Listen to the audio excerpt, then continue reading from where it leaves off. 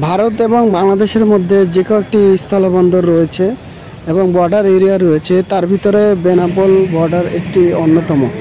আজকে রূপসী বাংলা এক্সপ্রেস ট্রেনে করে সেই বর্ডার দেখতে যাচ্ছি। ট্রেনটি ঢাকা থেকে ছেড়ে দিল সঠিক সময়ে। ঠিক সকাল 10:45 ট্রেনটি ছেড়ে যায় বেনাপোলের উদ্দেশ্যে ঢাকা থেকে। যাত্রাপথে জানিয়ে দিব ট্রেনটির সময়সূচি এবং ট্রেনের ভাড়া। আমরা দুর্দান্ত গতিতে এগিয়ে চলেছি পদ্মা সেতুর দিকে। এখন আমরা মাওয়া ফেরিঘাটে আছি। মাত্র 3 ঘন্টা 40 মিনিটে ঢাকা থেকে বেনাপোল পৌঁছে দিবে এই রূপসী বাংলা এক্সপ্রেস ট্রেনটি। এটা শুধু গতিই নয়, এবং রূপ বাংলার সৌন্দর্য দেখতে দেখতে আমরা পৌঁছে যেতে পারবো বেনাপোল স্থলবন্দরে। আমি যদি বলি, এই ট্রেনটি ভাঙ্গায় জংশন হয়ে কাশিয়ানী, নড়াইল, যশোর হয়ে বেনাপোল পৌঁছাবে। আর এই ট্রেনটি ঠিক দুপুর 2:25 পৌঁছে যাবে বেনাপোলে। এই ট্রেনটি খুব স্পিডগামী এবং যথাসময়ে ট্রেনটি সহজে পৌঁছে যায়, এবং ট্রেনটি বেনাপোল থেকে ছেড়ে যায় 3:25। সোমবার এটার বন্ধের দিন থাকে। আর তাছাড়া আমি যদি আরও একটু আপনাদেরকে জানাই, সেটা হচ্ছে এটার আসন যে ভাড়াটুকু, সেটা শোভন চেয়ারে গুনতে হবে 455 টাকা, এবং এসি চেয়ারে গুনতে হবে 869 টাকা, এবং এসি কেবিনে গুনতে হবে 1041 টাকা। আমরা খুব সহজে আরামদায়ক জার্নি যদি করতে চাই, তো আমরা রূপসী বাংলা এক্সপ্রেসকে বেছে নিতে পারি।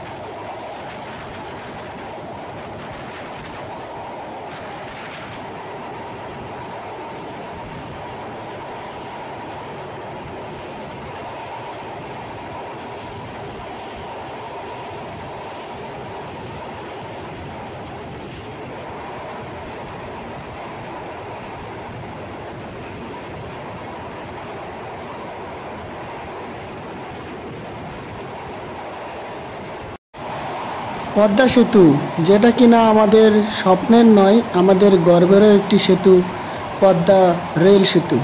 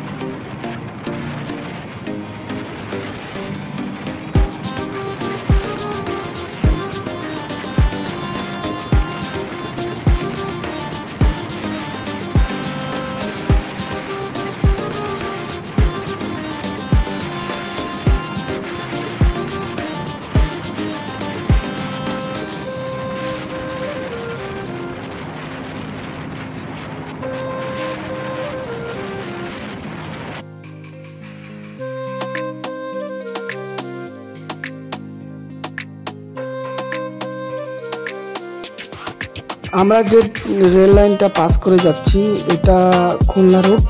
এটা খুলনা থেকে এসেছে, এই রুটে খুলনা যাওয়া যায়। আমরা ওটাকে সাইড করে আমরা বেনাপোলের উদ্দেশ্যে রওনা করতেছি।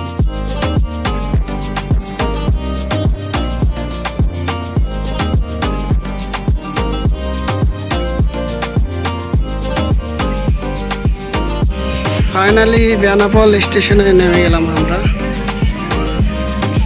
আমাদেরকে পৌঁছায় দিল দুপুর 2টা 25।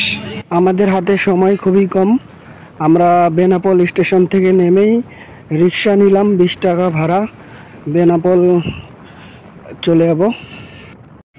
রিক্সায় যেতে যেতে আমরা দেখতে পাচ্ছি বেনাপোল স্থলবন্দর বাউন্ডারি গেট এবং পথে মালামাল খালাসের জন্য দাঁড়িয়ে রয়েছে, অথবা মালামাল খালাস করে ট্রাকগুলো রাস্তার পাশে সারিবদ্ধভাবে দাঁড়িয়ে রয়েছে।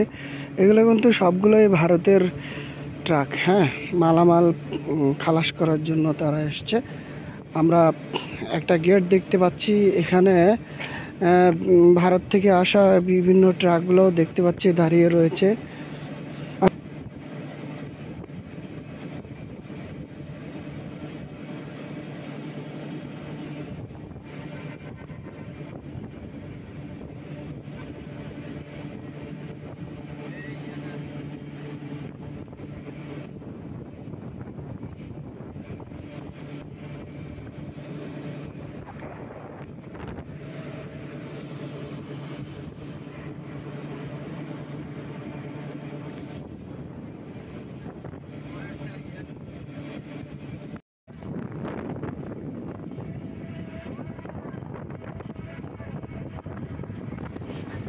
আমরা চলে আসলাম বেনাপোল স্থলবন্দর, মানে বেনাপোল বর্ডার এরিয়ায়। তো আমাদের আসতে সর্বোচ্চ 10 থেকে 15 মিনিট লেগেছে। এখানে লোকজন ভিড় করতেছে। পাশেই 2-3 মিটার পরেই একটা ভারতের সীমানা গেট রয়েছে। এখান থেকে মানুষ ভারত যাওয়ার জন্য সবাই লাইনে দাঁড়িয়ে রয়েছে এবং ভারত থেকে আসা আত্মীয় স্বজনরা তারা রিসিভ করার জন্য এখানে দাঁড়িয়ে রয়েছে। এটা যেটা দেখাচ্ছি এটা কিন্তু ভারতের গেট। এখানে বিএসএফ দাঁড়িয়ে রয়েছে ভারতের। এখানে বাংলাদেশ বর্ডার গার্ডের চেয়ার, এখানে মিটিং হয় এবং সোজা ইন্ডিয়া। বাংলাদেশের পতাকা ও ভারতের পতাকা পাশাপাশি।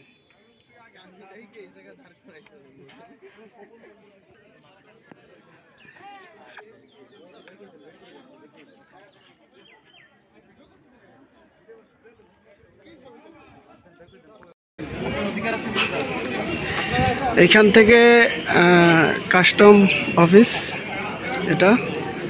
এখান থেকে আমরা যশোর 38 কিলোমিটার, ঢাকা 242 কিলোমিটার এবং উল্টা পাশে যদি দেখি তাহলে কলকাতা 88 কিলোমিটার।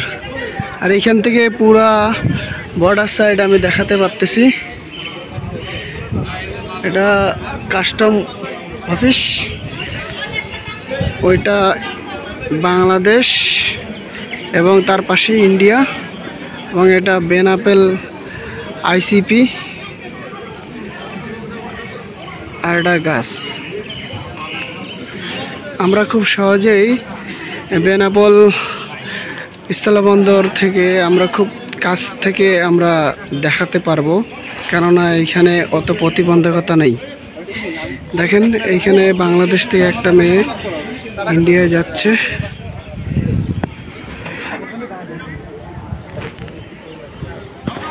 এখানে বাংলাদেশের বিএসএফ রয়েছে এবং ভারতের বিএসএফ রয়েছে।